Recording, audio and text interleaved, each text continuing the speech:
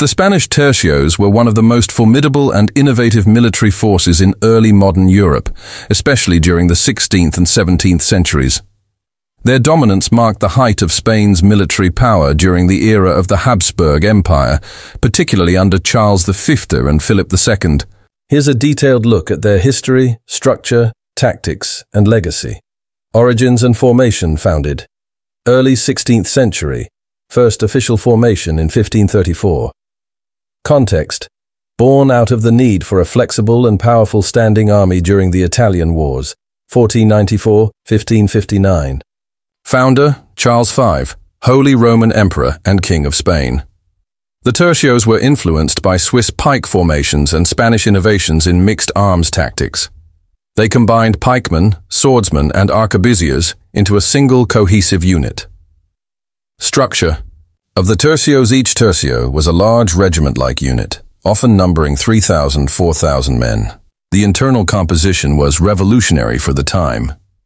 Pikemen armed with long pikes, up to 5 to 6 meters, formed the core of the formation, created a bristling wall of spears to repel cavalry and infantry alike. Swordsmen, rodilleros, armed with swords and shields, bucklers. Highly mobile and used for close combat and breakthroughs, phased out in the 17th century as firearms became more dominant. Arquebusiers, musketeers, positioned on the flanks or in the gaps of the pike formation. Used early firearms, arquebusiers, later muskets. Delivered powerful volleys before retreating behind the pikemen. The Tercio operated like a combined arms unit, capable of adapting to many battlefield situations. Tactical superiority formation. A large square or rectangle, with pikemen in the center and shooters on the corners or flanks. Mobility. Less mobile than cavalry, but more adaptable and durable. Discipline. Extreme training and strict discipline made them elite. Morale. High esprit de corps, considered elite troops of Europe. Their structure made them nearly invincible in open field combat for over a century. Key victories: Battle of Pavia, 1525, defeated a much larger French army, captured King Francis III of France, proved the superiority of mixed pike and shot tactics. Battle of Mühlberg, 1547, crushed the Protestant Schmalkaldic League, demonstrated their effectiveness in Central European warfare. Siege of Breda, 1624–1625, masterclass in siege warfare under Ambrogio Spinola. Symbol of Spanish tenacity and discipline, immortalized in Velázquez's painting The Surrender of Breda. Influence and decline peak, 16th, early 17th century, dominated European battlefields. Feared and respected by all enemies. Decline, mid to late 17th century. Firearms improved. Heavier muskets and artillery began to outmatch traditional pike formations. Linear tactics developed by the Dutch and Swedes, Maurice of Nassau and Gustavus Adolphus, made tercios less effective. Battle of Rocroi, 1643. Decisive defeat by the French, symbolized the end of the tercios' dominance. Considered precursors to modern professional armies, influenced military doctrine for centuries, revered in Spain as symbols of national pride, courage, and discipline. The word tercio, third, refers to them being a third of a full army, or to the 3 types of soldiers they included. Famous commanders Gonzalo Fernández de Córdoba, El Gran Capitán, innovator of Spanish tactics in the Italian Wars. Don Juan of Austria, victor at the naval battle of Lepanto, Ambrogio Spinola, skilled general and tactician in the 80 Years' War. Insights into the Spanish Tercios, exploring their daily life, recruitment, internal culture, and how they compare with other military units of their time. Life in the Tercios' recruitment voluntary enlistment was common, though some were pressed into service, drawn from all over the Spanish Empire, Spain, Italy, the Low Countries, and even Germany. Veterans were prized. Some soldiers served for decades.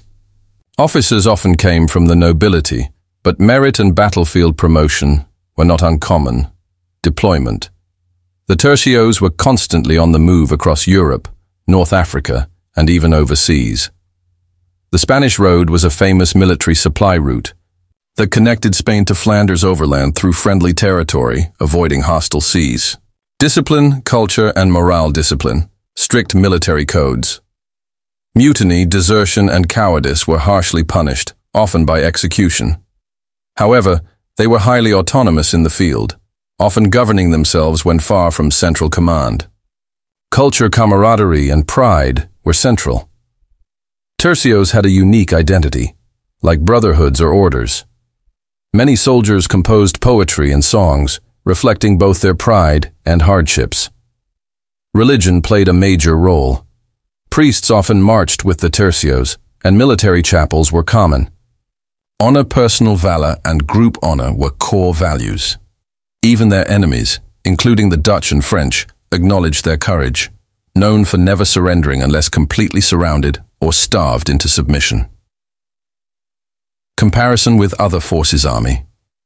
Strengths, weaknesses, notable enemies, Spanish tercios, elite mixed arms, discipline, durability, rigid, heavy, slow to adapt to new linear tactics, Dutch, Swedes, French, Swiss pikemen, shock power, cohesion, vulnerable to gunpowder, landsknechts, French landsknechts, German mercenaries, brave, flamboyant, well-armed, unreliable, prone to mutiny if unpaid Swiss, French-Dutch line infantry firepower, maneuverability. Lacked tercio experience early on Spanish tercios, Swedish army under Gustavus Adolphus Mobile, linear firepower, artillery integration, less resilient in melee imperial and Spanish forces. Why were the tercios feared? Psychological. Warfare. Their very presence was intimidating. Tercios were known to stand their ground against cavalry without flinching. Battlefield reputation. They often held formations against superior numbers and more advanced weaponry. Professionalism. While most armies of the time were part-time or feudal levies, tercios were long-term professional soldiers, full from glory. The end of the tercios was not abrupt, but their decline followed key military evolutions, technological and tactical shifts. Muskets became longer-ranged and more reliable, reducing the need for pikes. Artillery grew more mobile and destructive. The linear formation, developed by the Dutch and perfected by the Swedes and French, allowed more soldiers to fire simultaneously. Key defeat, Battle of Rocroi, 1643, fought during the 30 Years' War. The young French commander Duc d'Enghien, later the Great Condé, decisively defeated the tercios, symbolized the end of Spanish invincibility. Final days and legacy. By the late 17th century, the tercios were reorganized into regiments in line with modern European standards. However, their spirit lived on. Spanish regiments retained the ethos of the tercios well into the Napoleonic era. Seen as a precursor to modern infantry doctrine, their model inspired other armies to professionalize and develop combined arms tactics. In popular culture and memory, the tercios are revered in Spanish military history much like Spartans in Greek lore. Santiago y Sierra España. Their traditional battle cry, featured in historical novels, documentaries, video games, e.g. Europa Universalis, Total War, and art, Velázquez's Surrender of Breda. The modern Spanish Legion and other elite units trace symbolic lineage to them. The strategic and geopolitical importance of the Spanish tercios, their logistics, and finish with a short dramatized scene that captures their unique spirit. Strategic importance of the tercios, the empire's backbone. The tercios were not just soldiers, they were enforcers of imperial will. Spain's global empire stretched across Europe, the Americas, Africa, and Asia. The tercios were deployed anywhere the empire faced resistance. Their presence in Italy, Flanders, and Germany was vital for holding together the Spanish Habsburg domains, defending Catholic Europe. During the Protestant Reformation and 30 Years' War, the tercios were often portrayed as defenders of the Catholic faith. Pope and Habsburg emperors alike relied on them to keep the religious balance in favor of Catholicism. The Spanish rode a logistical marvel that kept the tercios supplied overland from Spain to Flanders, via Italy, Savoy, and the Holy Roman Empire. This route allowed Spain to sustain war in the Low Countries for over 80 years, despite enemy navies controlling the seas. Logistics and support movement tercios traveled mostly on foot with massive baggage trains, often accompanied by engineers, to build bridges, trenches, and fortifications. Doctors and surgeons camp followers, family members, traders, prostitutes.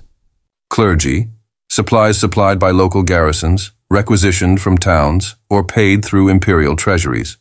Lack of pay often led to mutinies or sacking of cities, like the sack of Antwerp, 1576, a notorious example. Famous campaigns: 1. 80 Years' War, 1568-1648, fought in the Low Countries. Tercios battled Dutch and their allies. The war dragged on for generations, with tercios holding much of Flanders through sheer resilience. 2. Italian Wars, 1494-1559, early battlefield proving ground. Their success against the French cemented their reputation. 30 Years' War, 1618-1648, major European conflict. Tercios fought for Catholic Habsburg interests, often deep in German territory. Dramatized scene: Steel and fire at Breda. Setting: outside the Dutch city of Breda, 1625. The siege has dragged on for months. In a tercio encampment, Spanish soldiers prepare for a final assault. Sergeant Diego Vargas adjusts the worn leather strap of his breastplate. His beard is gray, not from age, but from ash and powder. Across the trench, Dutch musket fire crackles like snapping wood. Vargas, to his men: "Stand firm, hermanos. The Dutch think us starved and tired." Vargas, to his men: "Stand firm, hermanos. The Dutch think us starved and tired. But they forget. This is not hunger in our bellies. This is rage. Rage carved by 100 marches and 1,000 wounds. We are tercios." A young recruit, barely 17, tightens his grip on the pike. Recruit: "Sergeant, what if we don't make it?" Vargas, smirking: "Then St. James will find us with our boots on and steel in hand. No finer way to be remembered." As the drums begin to beat and the flags are hoisted, the tercio advances, not in a wild charge, but in perfect formation. Pikemen forward, arquebusiers behind, the square glides like a whetted blade. Smoke engulfs the earth. Muskets fire in, synchronized volleys, tearing through enemy ranks. Pikemen clash with Dutch halberdiers. Screams, steel, and flame melt into one. Hours later, the banner of Spain flies over Breda Vargas to the flag. The world may change, but as long as men fight, they'll whisper our name: tercios. Final reflection: the Spanish tercios were more than just a military unit. They were a symbol of imperial might and religious conviction, a model of professional soldiering in a time of mercenaries and militias, a military formation whose influence stretched beyond their battlefield dominance. Though time and technology outpaced them, their spirit, discipline, and legendary battlefield prowess remain a gold standard in military history.